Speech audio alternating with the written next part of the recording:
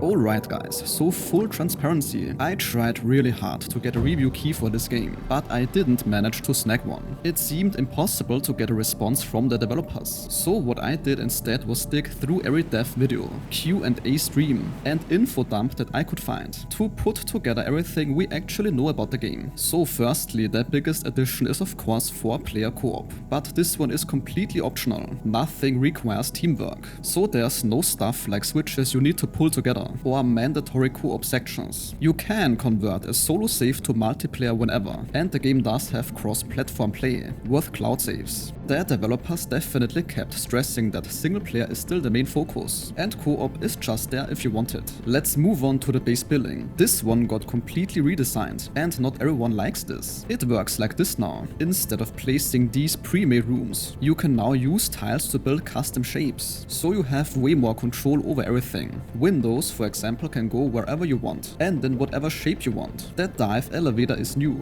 It can move you and resources up and down quickly, while also giving you oxygen. They spent 3 years building the system and claim it's way more flexible than the old games. They also plan to add painting and custom lighting. As for the vehicles, it seems like nothing from previous games returns. That head pole is your main ride, and this one is modular, so you swap chassis depending on what you need. At launch there's the base version, and the hull rig which is bigger with more storage. They are working on a mech suit and a large submarine, but those won't be in at launch. They will add them during early access. That head pole can have other players attached to it for transport. All creatures are new since it's a different planet. There will be 5 Leviathans total at launch. The collector Leviathan has 4 tentacles and can grab you or throw vehicles around. The void Leviathan patrols the map edges. Not all Leviathans are very aggressive. Some just exist to look impressive. The collector also has its own behaviors and agenda, rather than just chasing you constantly,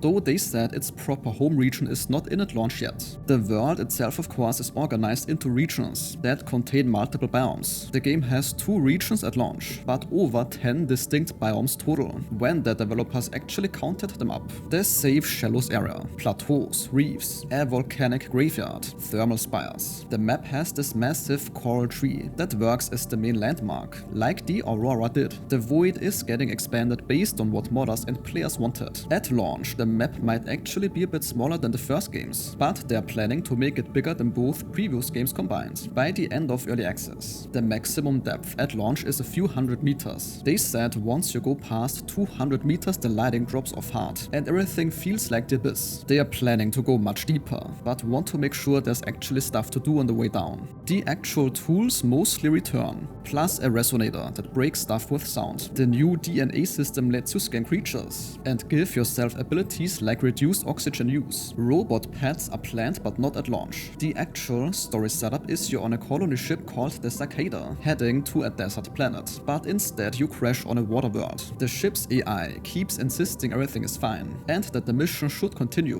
which is obviously wrong. The Kara bacterium from the first game has spread across the galaxy, and everything is chaotic. Alterra is back doing shady corporate stuff. You explore these ruins from an alien civilization called Axiom, and from other human survivors who died. The early access version does have an ending, but not the final ending. They are treating it like a season finale. The average playthrough of this is around 20 hours. The characters are silent protagonists, but like in the first game, the NPCs in voice logs have real actors doing voices. There will be more characters and customization coming throughout early access. Your character choice doesn't matter for the story. All of them are canon. The game is built in Unreal Engine 5 instead of Unity, because Unity could not handle the scale. Everything is handmade. There is no AI generation anywhere. They use Blender for modeling and spent a lot of time in dev videos showing the technical process. The switch to Unreal gave them better tools. Now as for more things that are not in at launch but planned: VR support, official mod tools, character customization, voice chat between players. They said they know everyone wants voice chat and are working on it. It just won't be ready for launch. The early access is expected to last 2 to 3 years, so quite a long time. The developers are really open about not knowing exact numbers for things like total map size or final depth, because they want the community feedback to shape development. There is one thing to emphasize: there's no procedural generation. They showed the full process of creating the collector Leviathan, from concept sketches through modeling and rigging to animation.